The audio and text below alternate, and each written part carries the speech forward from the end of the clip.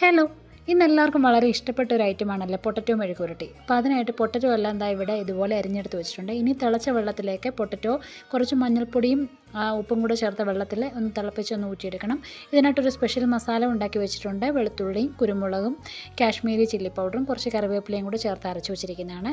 എണ്ണ ചൂടാക്കി കടുക് പൊട്ടിച്ച് കറിവേപ്പില ഇട്ട് അതിലേക്ക് നമ്മൾ അരച്ച് വെച്ച മസാല കൂടെ ചേർത്ത് എണ്ണ തെളിഞ്ഞ് വരുന്ന വരെ വഴറ്റിയെടുക്കുക. ഇതിലേക്ക് വേവിച്ച് വെച്ച സ്ട്രെയിൻ ചെയ്ത് വെച്ചിരിക്കുന്ന പൊട്ടറ്റോ കൂടി ചേർത്ത് മസാലയെല്ലാം പിടിക്കത്തക്ക രീതിയിൽ നന്നായി ഇളക്കി കുറച്ച് നേരം ലോ ഫ്ലെയിമിലിട്ട് മുരിച്ചെടുക്കണം. ഇതേപോലെ കിട്ടും.